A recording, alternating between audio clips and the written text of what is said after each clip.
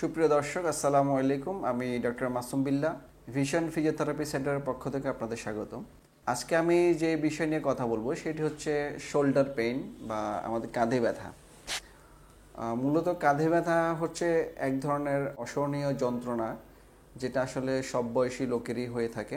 কাঁধে ব্যথা হওয়ার বেশ কিছু কারণ রয়েছে, যেমন আপনি যদি কাঁধে কোনো আঘাত পান, সেটা খেলতে গিয়ে হোক বা কোনো অ্যাক্সিডেন্টের কারণে, সেইখান থেকে আপনার কাঁধে ব্যথা হতে পারে।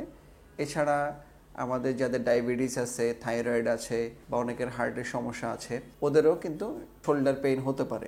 মূলত দেখা গেছে যে শোল্ডার পেইনের অনেকগুলো কারণ রয়েছে, যেমন সবচেয়ে যেটা প্রচলিত এবং সবচেয়ে বেশি যে সমস্যাটা হয় সেটা হচ্ছে ফ্রোজেন শোল্ডার। এছাড়াও আরও কিছু সমস্যা রয়েছে শোল্ডারে, যেমন আমরা বলি যে রোটেটর কাফ মাসল ইনজুরি, অর্থাৎ আমাদের শোল্ডার জয়েন্টটাকে মুভ করার জন্য যে মাংসপেশিগুলো দায়ী, ওটার যদি কোনো সমস্যা হয় সেটাকে আমরা রোটেটর কাফ মাসল ইনজুরি বলি।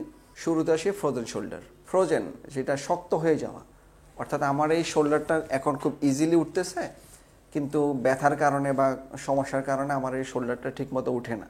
হ্যাঁ, আমার রেঞ্জ কমে যাবে, আমার শোল্ডারের এই জয়েন্টের যে স্পেস আছে সেটা কমে যাবে।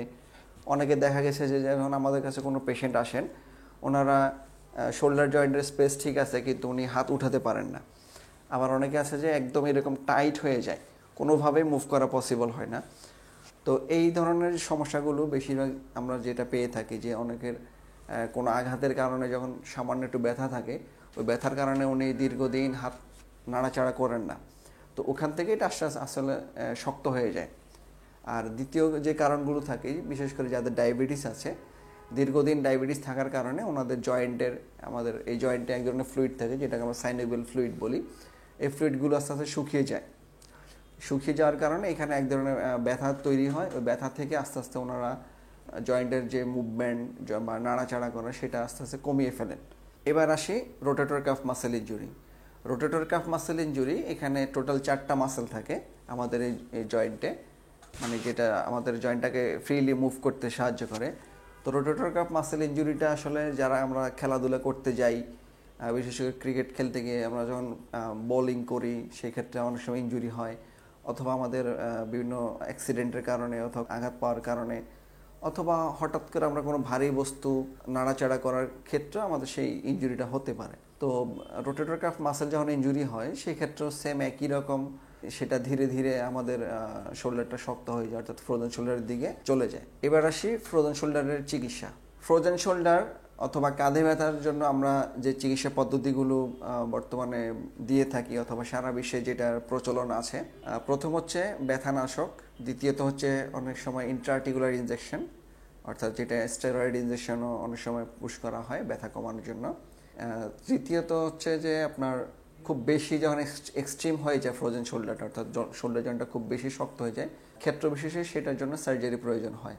এবং সবচাইতে গুরুত্বপূর্ণ যেটা, সেটা হচ্ছে যে ফিজিওথেরাপি। ফিজিওথেরাপির মধ্যে রয়েছে therapeutic exercise, electrotherapy, acupuncture, pulse electromagnetic field therapy, ওজন থেরাপি, শকওয়েভ থেরাপি, এবং ফিজিওথেরাপির রিহ্যাবিলিটেশনের যে প্রোগ্রামগুলো আছে সেগুলোর মাধ্যমে একজন কাঁধে ব্যথা বা ফ্রোজেন শোল্ডারের রোগীকে আমরা সম্পূর্ণ সুস্থ করতে পারি।